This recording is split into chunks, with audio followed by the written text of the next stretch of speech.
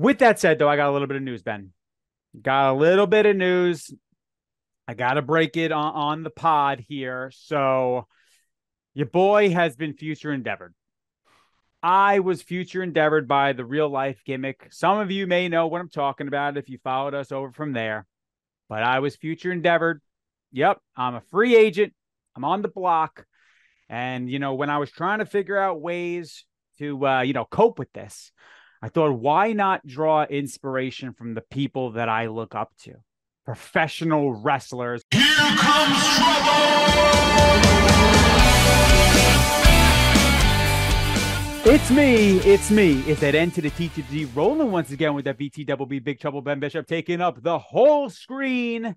And I'm Nikki the Good, and we are the Meatpop Express, and we ride once again. And today it is Christmas morning for professional wrestling because today, Ben, Big Trouble, we kick off STARRCAST Weekend in Chicago. Ben, Big Trouble, how we feeling? I'm feeling like $1 million, Nick, because tomorrow morning, bright and early, 6:20 a.m., I'm going from Atlanta, Atlanta Airport, my own personal hell, but I'm going straight to the heavens. I'm going to STARRCAST. We're going to be pulling up at very, very early to Chicago, getting into Midway. We're taking that Uber gimmick all the way to Schoenberg, Hyatt Regency, whatever it is, right outside Chicago. We're going to be there. We're going to be talking with the fans, the marks, the wrestlers, the media personnel. Hell, we'll talk to the hotel lot. We'll talk to the hotel employees as well. We'll talk to anybody. There's no one stopping the Meatpop Express. It's wheels up straight to Chicago. Wheels up. I am leaving from dirty Newark at 6 a.m. Going to be landing there. If you're working that hotel lobby, listen, me and Big Trouble, we're credentialed journalists. We need to be let in. We need to get to our room. So I don't want to be hearing about, don't be getting heat with me about, hey, your check-ins at 3:00. No. I land there. I get there. I got my, my travel kit. Got the whole deal ready to roll. Got my shades, got the podcast equipment. I need to go in my room. All right. I got to get set up. So with that said, though, I got a little bit of news, Ben. Got a little bit of news. I got to break it on the pod here. So your boy has been future endeavored. I was future endeavored by the real life gimmick. Some of you may know what I'm talking about if you followed us over from there, but I was future endeavored. Yep, I'm a free agent. I'm on the block. And, when I was trying to figure out ways to, cope with this, I thought, why not draw inspiration from the people that I look up to? Professional wrestlers who have also been future endeavored, and they came out better on the other end. So this week's 6-pack challenge is going to be pro wrestlers that were future endeavored, where it was an awful decision by their employer. That's what we're going to go with. Ben, I'm going to kick it to you. Round one, pick one. Remember, we each get 3 picks. 3 plus 3 is 6. 6-pack challenge. That's the deal, folks, for all you new cats out there. Ben, Big Trouble, kicking it to you first round, first pick. What do you got? All right, so I'm going to go with a guy that I actually worked back in April of this year. Really good guy. I'm going to go with Fandango with my number 1 pick. Future endeavored about a few years back. He was hampered with a tough gimmick. It was a good gimmick. It was a gimmick that got over WrestleMania 29. That whole weekend, people were singing the song in the subway, in the streets, in the stadium. Got the big win over Chris Jericho. But it's a gimmick that has a shelf life. It's just a gimmick. It's kind of goofy. It works for a bit, but then, it's like a flash in the pan. People kind of go and see, okay, now what's next? What's the next thing we're going to be talking about and laughing at? I implore everybody, though, if you haven't seen it, go check out his work as Johnny Curtis in NXT, FCW. There's videos out there. He's extremely funny. He's got great comedic timing. He has a dry humor. They never really got to showcase very much on WWE TV when he was Fandango. He's a great looking guy. I'm comfortable enough to say I was just going to say he's a handsome bastard. He's a handsome bastard. Athletic, extremely athletic. And a hell body of a guy. Body guy. And you can ask anybody. Yeah. A lot of people say he's just one of their favorite guys. He was a great locker room guy. I don't think he should have ever been let go. So that's my number 1 pick, Fandango. Also had an incredible finish. Like he made that top rope leg drop. I think he was like a lefty, right? And he made that look so sweet. I mean, listen, I mean, that's not going to be work for me, brother, this year. But Hogan, he tells it like it is. Like he was 6'7". By the end of his career, he was 6'4", brother. Because when you're dropping the leg across the entire, stratosphere, the entire globe, you're going to end up shrinking. But we're not at that segment yet. So let me get to my number one overall pick. It's pretty simple for me. If you've listened to me, you know where I'm going with this. It's our boy, the Indie God, the Deathmatch King, the king of all the indies. It's Matt Cardona, man. Listen, he got future endeavored by WWE after like a 12-year run, I think. And now he's literally the hottest act on all of indie pro wrestling.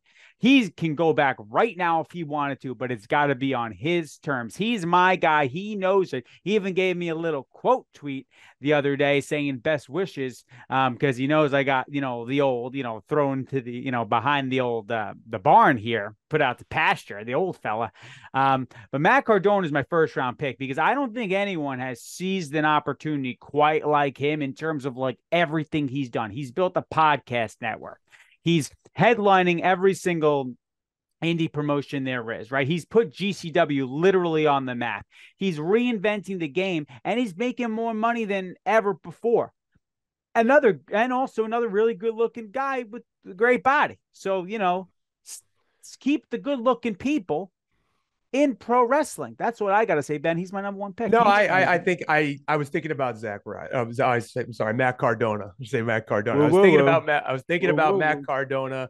But the reason why I didn't pick him with the first pick, and here's my defense, is because I think this was something he needed. Yeah, I think he would say that. He probably would say that too. I think he needed to be future endeavored. I think that let him be a little bit more creative, come up with something. I think as a character, he became stagnant. I think he was. I don't know him very personally. I met him once, but I don't know. I'm sure he wasn't happy with his standing in WWE. He had probably a million ideas. He probably had a million ideas. I mean, even like Z True Long Island Story. Like, exactly. I mean, he did things that were totally innovative. They were just mad that he was doing it first. He was getting himself over, and he was doing the things to do that. And now don't do WWE, that. That's no. Don't do that. They have their idea for you. So I think this was the best thing to happen to him. I'm sure at the time he was like, "This is the worst thing to happen to me." His dream was always to be in WWE, but now he's writing his own check. He's a hell of a draw. He is the indie god. It's not even just a gimmick. He's the best wrestler on the indies, bar none. There's no one better than him, and I don't care what anybody says. So I think it was a bad decision to let him go, but for him, it was the best thing that could have happened. Yeah. What do you got round two, Ben? Round two, I'm going to go with, and it is, even though we think it's Christmas Day because it's STARRCAST Day, it is Rusev Day. I'm going with Rusev, now known as Miro, as the number 2 pick. I think it was like 2015. It was 2015, that Mania where he came out with the tank against Cena. Was that the one? That was 31. 31. Was that 14 or 15? Whatever, 31. So yeah, I think it was 15. 31 was 15. Yeah. So coming at, over, he had Lana with him. The big athletic guy captivated the audience. People couldn't take their eyes off of him. And then and even got over with the Rusev Day gimmick, and that even got over. Something silly like that. But then I don't know what happened. I don't know the backstage stuff. Nick, we don't get into that stuff. We don't get into that shit. We're not about that. We're not dirt sheet guys. What's on the screen, baby? He kind of got ruined with this whole cuck storyline with Bobby Lashley. And it just, at that point, I'm sure Vince looked at him and thought he was a joke because this whole storyline makes him look like a joke. And then, then eventually he got future endeavored. I think there could have been a lot more done with Rusev. His NXT days were incredible. He was incredible in his first run. So that was my second pick. I made a mistake there with Rusev / Miro. And I'll say this about Rusev is that in real life, he's legitimately like hilarious. Like, and I get that. He's super funny. And maybe they saw a little bit of that backstage and were like, hey, go in the ring and like throw a fish at Lana. Like, hey, take the fish. Remember that whole thing? Like, take the fish. But the reality is the guy doesn't look like that. Like, he looks like an absolute destroyer. And like when the Redeemer stuff, it just works, man. Like, he's like very comparable to like a Samoa Joe, I feel. Like, Samoa Joe is funny in real life. Like, I've watched some stuff with him. Like, he seems like a pretty funny dude. But when he's on screen, like, he's he's a legitimate, like, I'm badass, man. Like, you know what I mean? Like, that's his thing. That's gonna work for him. That's kind of what I see for Rusev. Did you watch Twisted Metal by chance? I have not yet, but it is on the list. That's like my I favorite game. Like, growing yeah, it was up, my man. favorite. It's who was your great. guy in Twisted Metal? Who was your who? I usually used Axe. I used Axel a lot, but I was also a Mr. Grimm guy. Yeah, Mr. Grimm. I like the little dudes, you know, like, you know, taking down Goliath. I like Spectre too. I thought Spectre was pretty sweet. Yep. Great game. Twisted Metal Black. My second round pick, I'm gonna go with a fellow Italian. Okay. And this bothered me when it happened because he got fired over some serious circumstances, but this motherfucker's over. And I'm talking about Enzo Amore. What a ball drop here, because I don't care if he ruffled feathers. Look what's happening in AEW right now. Tons of feathers are getting ruffled. But he did it because, listen, he was undersized for what WWE is. He's not. He's like probably like 6 feet tall, 5'11". He's around tall. That. But he's standing next to Cass, so he's standing next to Big Cass. You know, you're going to be the small guy, right? I'm small. Enzo's not small, right? But you want to talk about someone that just with that microphone in his hand. I'm sorry, but he made the cruiserweight division, you know, like relevant. Yeah. He was the most anticipated act on the show for that long. And I'm not going to get into it, but he was proven innocent, right? And just because he has like his personality or whatever, like, you know, he's doing his thing. He's obviously very successful. I'm sure he has a ton of money doing his thing. You know, he's got the music and everything.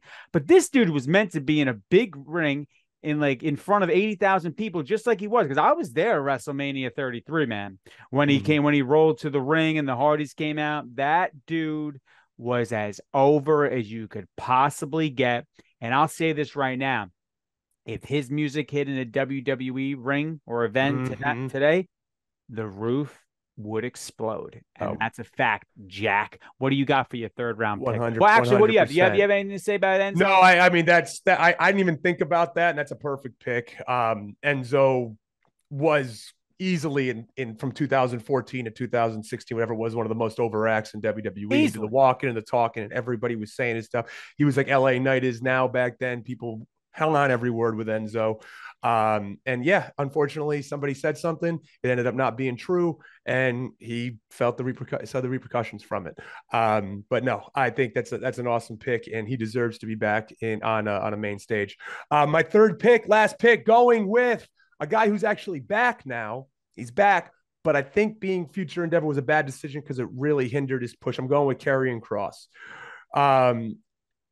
It was tough because in NXT, he had the presentation, he had the entrance, he had the smoke show with him, he had everything, and he had the demeanor. He was a killer. Like, I mean, no pun intended when he was Killer Kross, but Karrion Kross had everything. Yes. And they were putting something behind him. And I don't know what happened.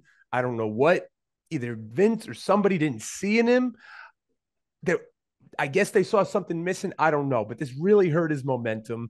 I loved him in NXT. I still like Karrion Kross as a performer. Another tremendous, pulling back the curtain a bit, but a tremendous human being as well. I just think that unfortunately, even though he's back, it's not the same. There's something missing, unfortunately, and I hope he can get it back, but I don't know. So he doesn't have enough. He doesn't have enough consistency on screen. They don't put him on screen enough.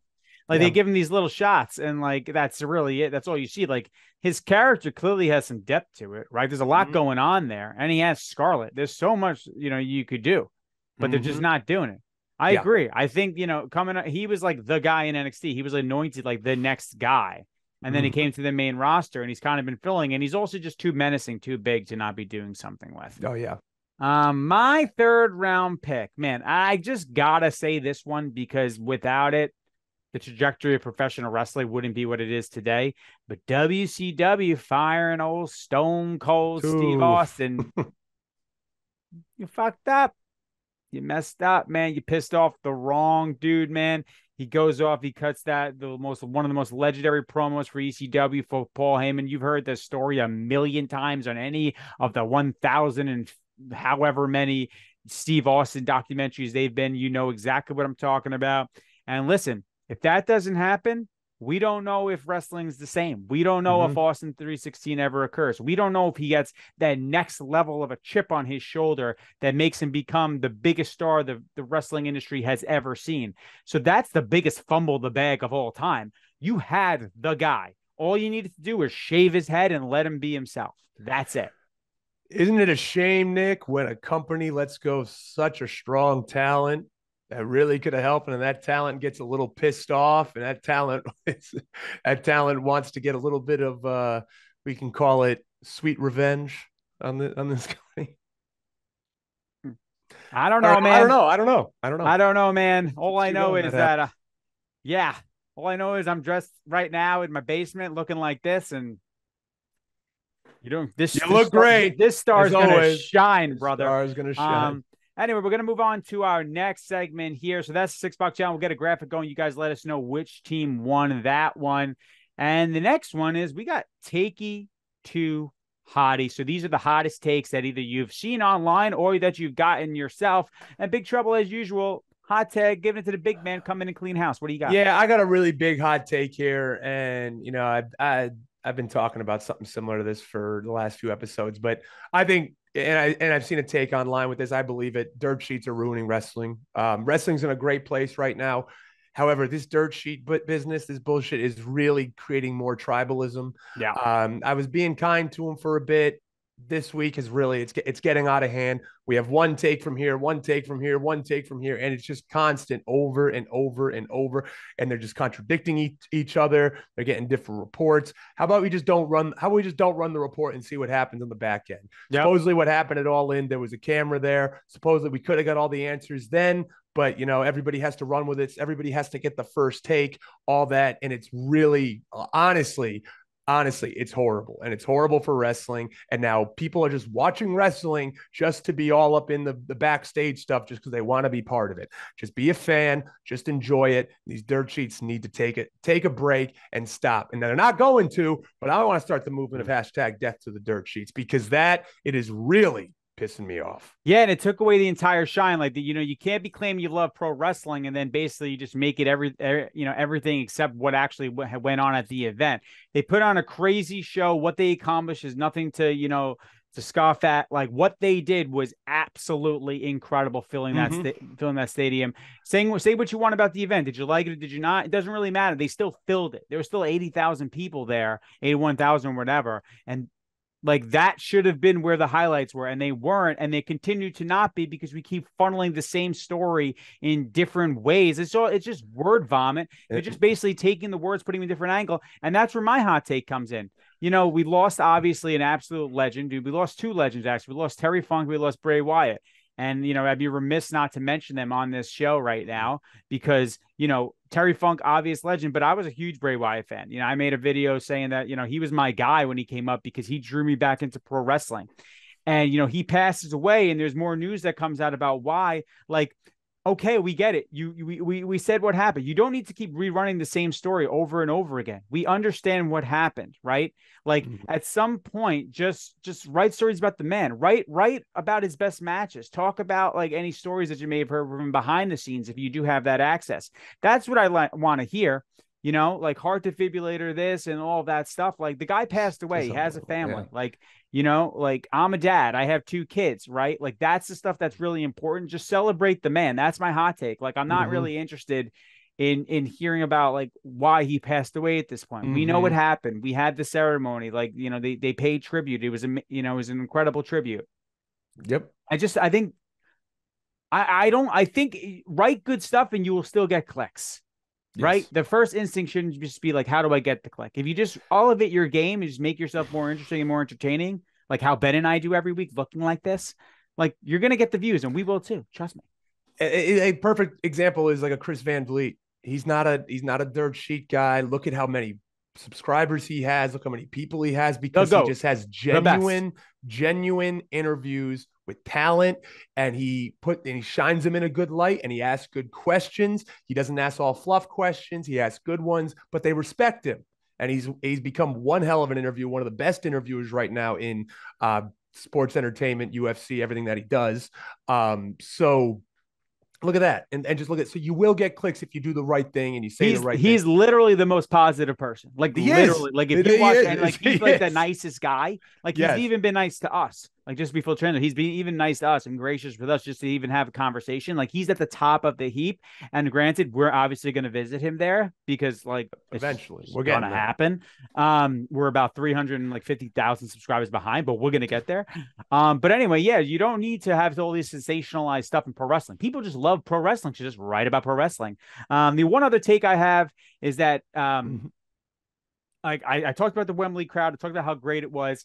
Tony said on the media call that AEW has a spectacle now, and then it's just like WrestleMania.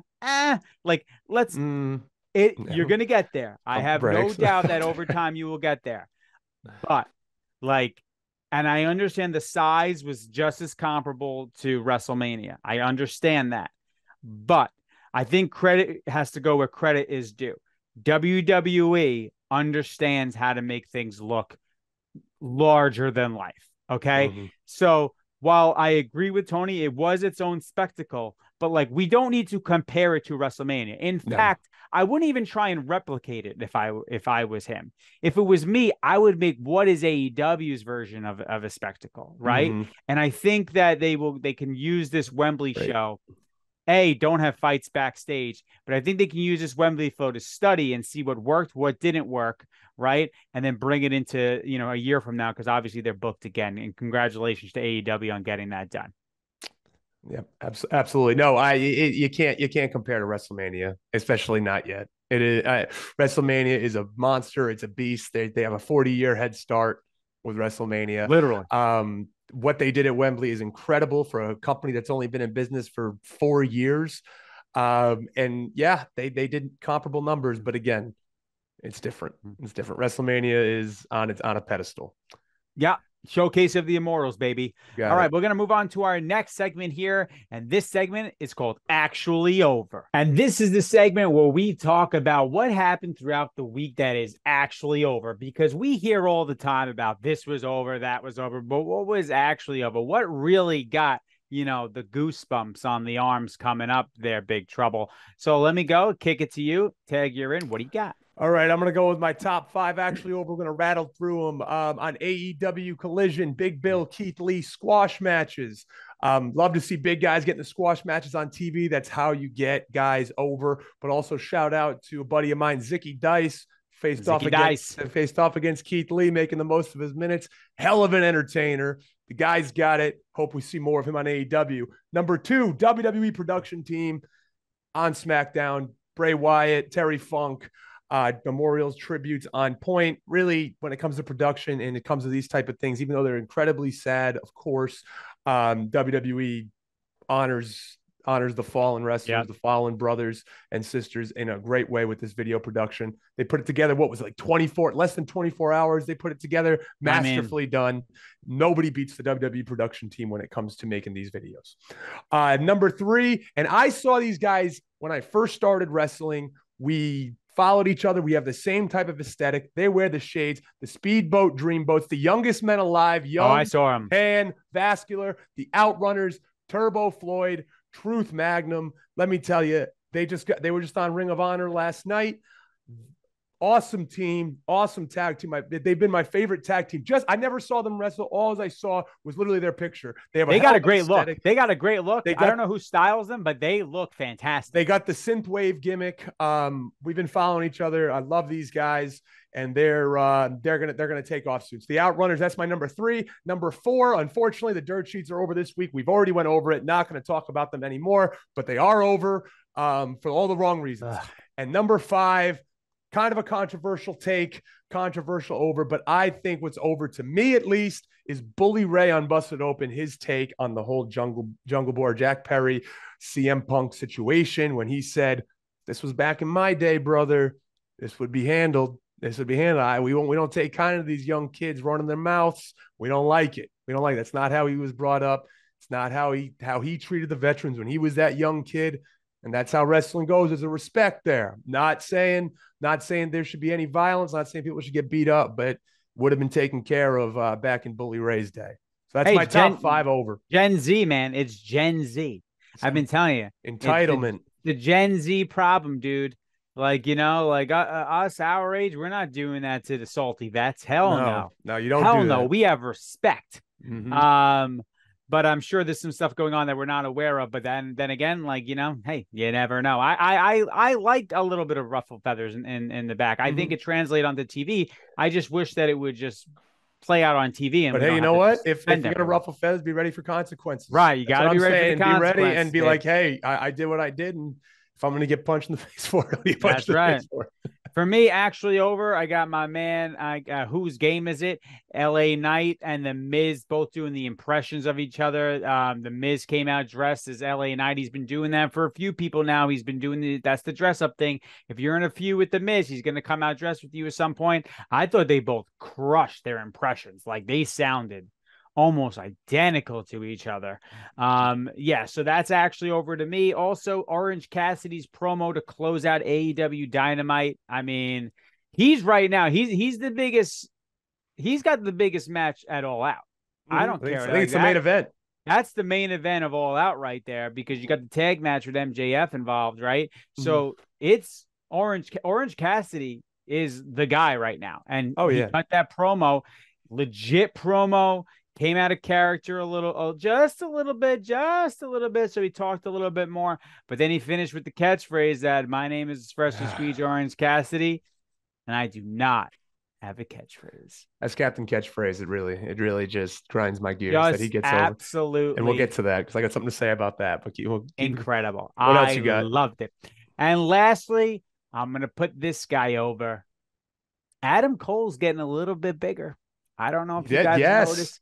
He's got a good tan. He still has it on the knuckles, Ben. He still has the tans on the knuckles. Getting the spray tan in the back. Britt, help him out there, Britt. Even that out. But he's getting bigger. He's getting more ripped. He's putting in that work. He's never going to be a monster guy, right? He's never going to be huge.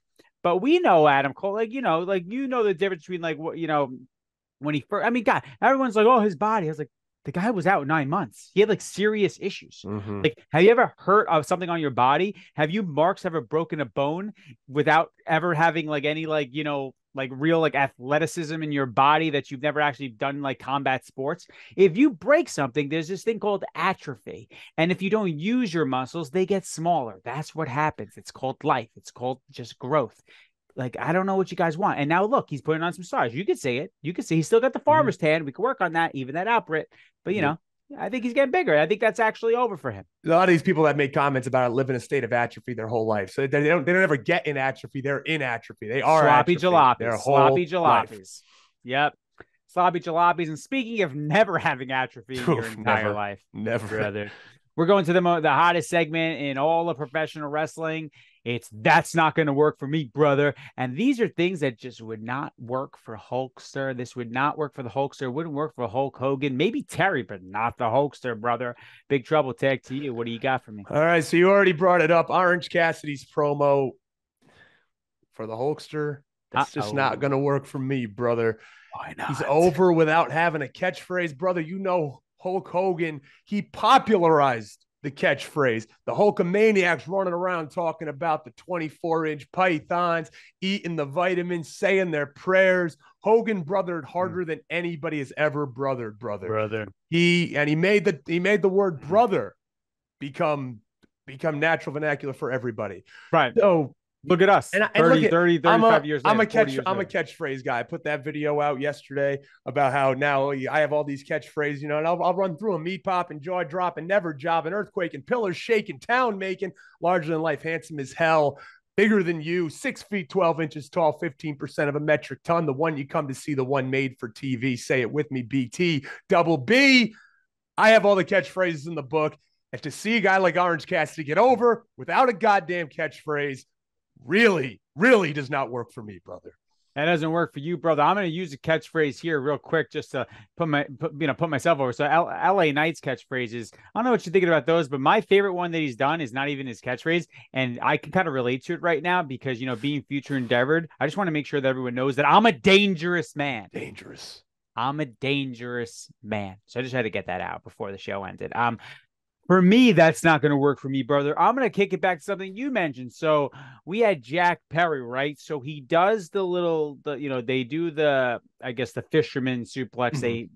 It's real glass. It's real glass. Like he says like that. And he goes, cry me a river, right? So like, if you're going to say something like that, like I know he's got the accent, right? And obviously he's trying to come into his own when it comes to like cutting promos and stuff. But listen, that cut me a river, you can't end on the river. Okay. You need to have something out. So like the same way Hogan would be like, and that's a fact, Jack. Like you needed something after the river. So that's not going to work for me, brother. You can't put a period there. The Hulk is not going to let you put a period there. We just talked about catchphrases. You can't put a period at the end of that. If you're looking in the camera and you're obviously talking to Punk, it ain't going to stick the same. If you say, it's real glass, cry me a river, Jack. Like that's what it had to be. And so that's not going to work for me, brother. You can't just put a period at the end of that sentence and then just move on and do the spot. You got to give it a little bit more gusto. So that's not going to work for me, brother. It seemed like he was thinking about it all day that he was going to say that, and it almost came out like pretty insecure. Like he seemed very insecure with the way he said it. That's how he just like he's still playing the role, but like those are his real feelings. Like they clearly have an issue with each other, but he's still playing the role. Just don't play the role. Just be fucking angry. Like just be upset. Exactly. It just seemed a little too planned, like ready to go. So like cry me a river, dude. Like cry me a river. Like I would rather have him said dude at the end than just cry me a river. Anything. I guess he couldn't say Jack because it's his name, but yeah, he could have said Jack though. Like that could have maybe worked. Or just said Phil or Punk or say bitch. Yeah, bastard, bitch, bastard, pal. Could have said pal. Skinny fat ass. You're a martyr, like Triple H with Punk, and those promos are great, man. Those pop up in my TikTok feed every once in a while. Me and you were a lot alike. Said, I looked everybody in the face. I said, I'm gonna step on you. I'm gonna stomp on you, and I'm gonna get mine. You're just a martyr. It's just like man, I get the. What an underrated promo Triple H has been over the years. Underrated. He just gets shit. People gets a lot of shit because of a lot of shit married in. But hey, you know what? Hey, whatever, brother. He's a worker, brother. He's a worker. I married into an Italian family. I've been eating good forever. I'm gonna eat good for the rest of my life. People may hate me for that. Small scale. She's not a billionaire, but food's good. We're going to end up the show with a little get your shit in here. So, Ben, what do you want to plug? What are you excited for this weekend? It is Friday. We are flying out tomorrow morning. Get your shit in, Ben. What can we expect? Plug yourself, brother. The only thing, you're going to see us at STARRCAST. I hope a lot of you are out there. We've already heard from a few of you saying that you're going to be there. Heard our buddy Jim going to be buying us some vodka seltzers. We like that. We don't do the beer. We don't do the carbs. We want to keep it jack stacked. So we ain't going to be doing the beer. We'll get the vodka seltzer. If you want to buy us some, go right ahead. Buy us a vodka seltzer. We will not turn it down. Nope. Not turn it down. So we can't wait to see everybody. It's going to be a hell of a weekend. We're going to have a lot of fun. We're going to, like we said, we are going to be talking to everyone. You better be ready to get your faces on camera. And it's going to be tough being next to two handsome guys being on camera. But you know what? You just got to deal with it. So deal with it. We'll see you guys at STARRCAST Saturday, Sunday, all day. Follow us on every single platform, on TikTok. Follow us on Instagram, on Twitter, on YouTube. I don't think we do the Threads gimmick at this point. No, I think it's over. Out. I think it's out. We have one, but it's dead. It's dead. Threads is dead. Threads is dead. Undertaker, Yokozuna. Threads like thrown in the casket. Put it in the coffin, close the lid, bury it in the dirt. But there's nothing else to get in right now. STARRCAST weekend's upon us. We will be there tomorrow. Nick, that's right. So follow us everywhere at Meatpop Express. We're on Instagram at the Meatpop Express, but on Twitter, on TikTok, it is just Meatpop Express. You can follow me at Nikki the Good on Twitter. You can follow Ben at Big Trouble BB. All right, on Twitter, on everywhere. He's on TikTok as well. I'm on TikTok.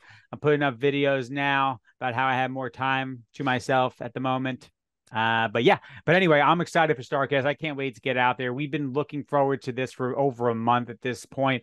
Thank you for everyone having us out there. And guess what? You're going to get some return on investment, that little ROI from the MPX, because that's what we do. We return on that investment, brother. With that said, Ben, you got anything to say to these marks? Nothing else. Keep it positive, keep it trucking, and keep the shades on because the sun never sets on a cool guy. Later, Marks.